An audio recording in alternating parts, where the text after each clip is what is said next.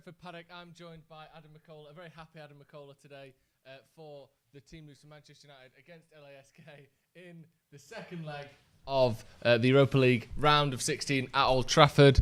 The team news is out. It came out a little bit early today because sometimes the Europa League, they just release it an hour and 20 minutes before the game. I think no one gives a fuck about his game and they're just like, here's the team. Whatever. Do what you want. Some England games, they announce it the day before, don't they?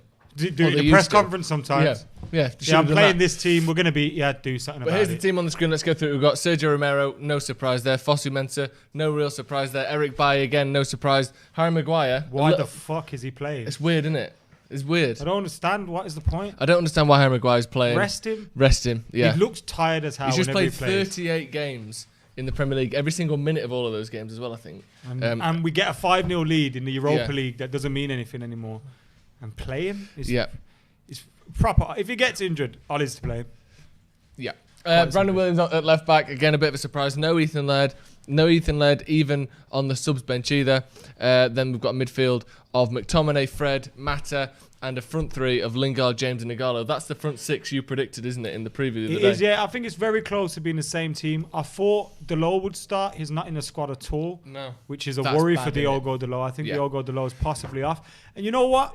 I think he's been a little bit mistreated, to be honest, at United. Yeah. I think when you look at the kind of opportunities that Luke Shaw's been afforded at the club, and then you look at someone like Diogo Dalot, whenever he's played, he's looked like there's a player in there, and he's not really been given an opportunity. Whether Ollie thinks, actually, I can get some funds for him, 20 million would be enough.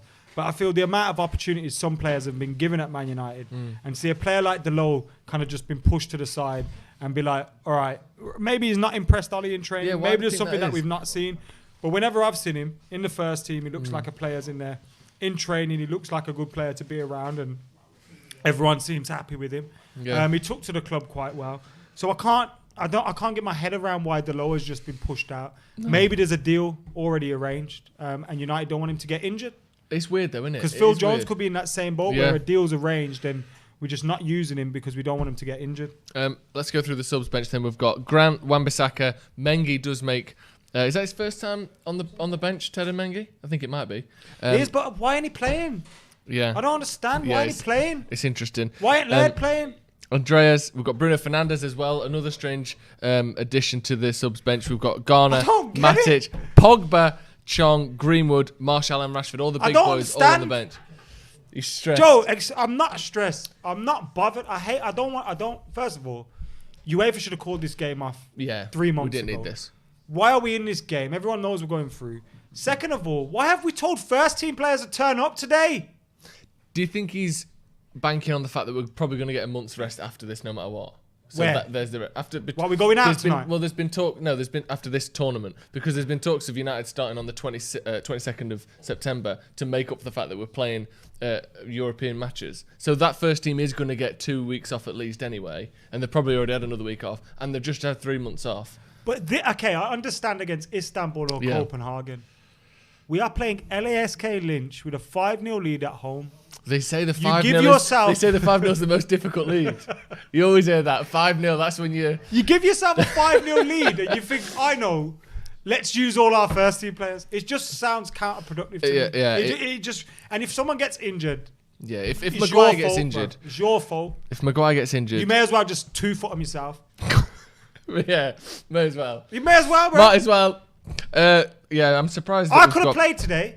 Some players, I will say, that I said before we went live, Rashford, Pogba, Fernandes, the people who are on the bench, they live in Manchester anyway. It's either sitting on the bench or sitting at home. It's not much different for them, is it? Do you know what I mean? And is there a chance that these people who are playing... live in the leafy suburbs of Cheshire. I know they do, but what I'm saying is it's not much of a strenuous task for Marcus Rashford to sit on one chair in Manchester or another chair in Manchester, is it?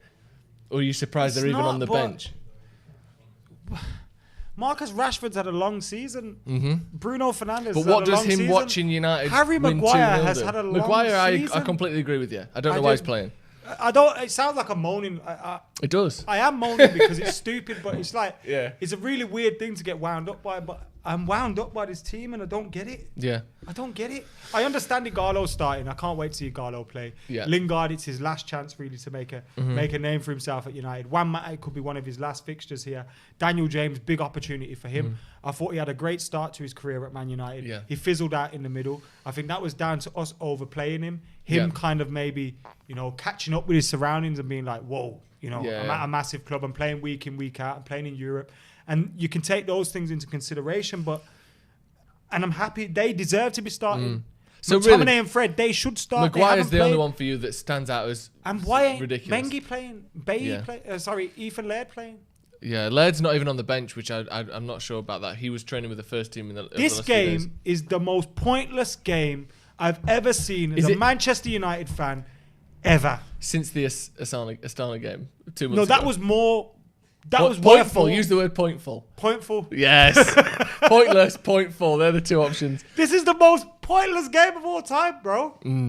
I don't care if we lose. Imagine this if we're 5-0 down at half time, by the way. You're like, what's happened? Think of the views. Yeah, The Francie Brady says with his super chat, he's playing Maguire because he needs games, hasn't got up to speed after lockdown. He took time to warm. He was tired, bro. First of all, what speed do you think Maguire's got to get up to? Because he's not very fast at all. But he's one of them old bikes, you change the gears, you go. I want about a bicycle, push bike, and then your chain falls off. You're on the side like bike upside down, and you're like, lads. He was the brakes before you got your Shimano shift gears in. Yeah, feet on the floor kind of brake. 2-0 to Copenhagen, so we'll be playing Copenhagen in the next round, no matter what happens tonight, guys. Because this is the most pointless game of all time. And also, I didn't realise until the start of the week that this game was actually at Old Trafford. I assumed it was all in the sort of Europe pod in Germany already, but it is at Old Trafford, isn't it? So I don't think it is such a problem that certain players being on the bench. It's only really Maguire you've got a gripe with, isn't it? When we really boil it down. No. You're stressed out. Where's Ethan Laird, bro? Well, yeah, that's the problem. So you'd rather have Laird instead of Williams? Don't you think Williams needs a game? No. Williams looked tired. He was giving balls away in that Chelsea game. It was his fault. But what about the idea of getting a few of these players a bit of confidence before the later stage of this tournament? Because Brandon Williams is probably going to be playing the whole thing because Luke Shaw's out with ligament injury. How are you going to get confident beating a team that were 5-0 up against? You beat a team 8-0 and you get a bit of confidence. That's true. No matter who it is. You know what? I love people in the comments are like, Adam's lost his head. Yeah, of course they are. I have lost my head because I don't understand this team. And I'm just saying... I mean, you predicted 7 or 8 of this team. I thought we'd pull out the lads. Sir Bobby Charlton will be Pull playing. off the boys. Brian Robson, Clayton Blackmore, all the ambassadors. Wes Brown might get a game. Park Ji-sung. Sir Alex back in the dugout like a UNICEF game. Yeah. Yet we bring out our club captain. Yeah, what's his name?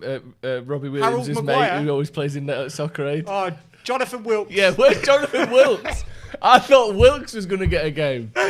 Get Jonathan Wilkes in there. Ollie Mers, the twat. Ollie Mers at left back. Oh, God, I hate Ollie Mers. Like, Ollie Mers, he's not even a Man United fan. Team news. He doesn't even have a season ticket. Yet the motherfucker gets a ticket to every cup final. How the fuck do you work that out? Well, fuck Ollie Mers. Start singing, mate. You might get one. That, I reckon... That should wrap us up, I think, shouldn't it? We don't need to slander any more pop stars on this team news. We're going to be back for the watch along.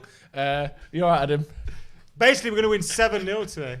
Harry Maguire's it's a strong squad. We better win. Because I thought, remember this? We played Harry Maguire. If we don't keep a clean sheet today, the armband shouldn't be his anymore. And who would you give it to? Ethan Laird? Chris Smalling.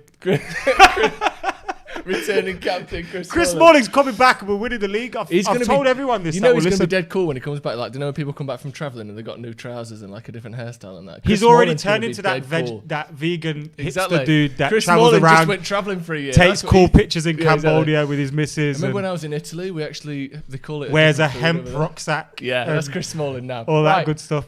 Let's talk more about Chris Smalling. Go on then. Come on. I didn't want to do this stream, but now I do. I love Chris Smalling. Yeah. He's one of my favourite post-Fergie centre-backs. Do you think he should just go to Fulham? What? Fulham, for example, or just go back to Fulham? Yeah, all right.